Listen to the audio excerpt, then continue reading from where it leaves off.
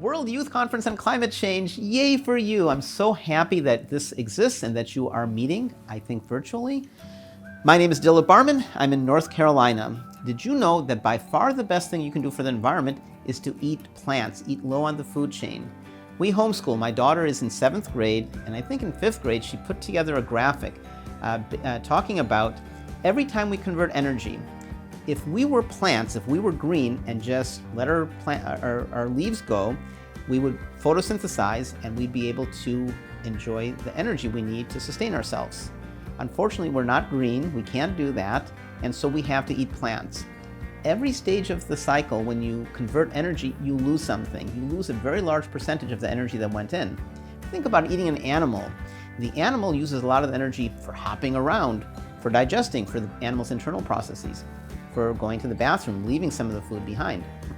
And we eat a very small percentage of what the animal has consumed from the plants. So why not eat the plants directly? And if you do, that is by far the best thing you can do for the environment. Sure, drive less, fly less, those things are good. Take shorter showers, but when you eat vegan, you're making a huge impact compared to those other things which are smaller. Those things are important too, but start by eating vegan.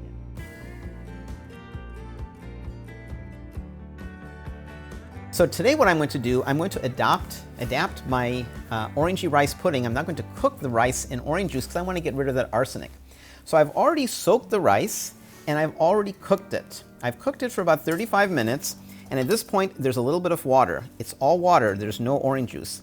And I don't have salt. I put a little bit of salt and I rinse it away. I'm going to go to the sink, there's just a little bit of extra water, and I'm going to dump out the water, just a little bit. So there was a little bit of water left, and you can see my pot now. Okay. Now what I'm going to do is I'm going to put the juice of 2 oranges. So there's my beautiful orange juice. I've squeezed 2 oranges. And I'm going to put this in, like so. Again, the way I used to do this is I used to boil it in orange juice, and it adds even more flavor. So I'm going to do that, and I'm going to go ahead and simmer it a little bit more.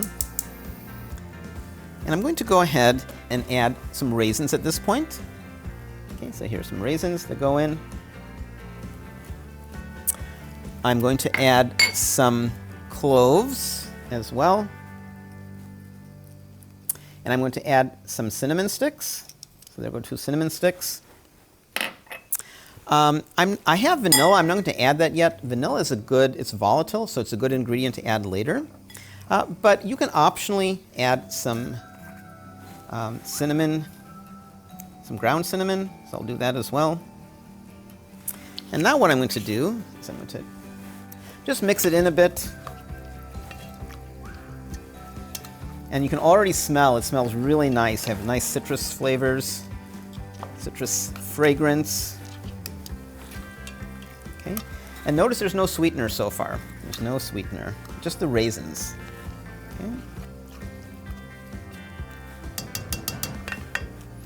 Okay, I'm going to speed things up a little bit. The rice is done because I cooked it already. And if you have time, you can let the citrus cook in a bit more and then add rice, the milk after a little while, but I'm going to add the milk now. So you can see now, the milk is in here and it's going to cook down. This is actually done. What I would normally do at this point is I'd add some vanilla, but I'm not going to add the vanilla because I'm actually going to keep cooking it after my segment's done. But normally I'd add some vanilla. You can also add some orange flavor to make it even more orangey. So I'm also not going to do that. Okay. So let me get rid of the bowl so I don't bang into it. So there's the rice pudding's looking pretty good. And this is what yours will look like. If you let it cook for a few more minutes, it won't be, the moisture will all be cooked into the rice. But I'm going to go ahead and serve it, let it still cook, and let's plate it. So I'm going to leave the moisture behind. It smells really good. There are nice bits of cinnamon and the citrus, of course. Okay, I'm just going to give myself a little bit because I want to cook it down a little bit more. Okay, so there you go. You can optionally add a little bit of slivered almond. I didn't have slivered, I had thinly sliced almond, and that's fine. So you can add a little bit just for some crunch, and you don't need this. It does add a teeny bit of fat, but not much. Just add a little bit of the almond.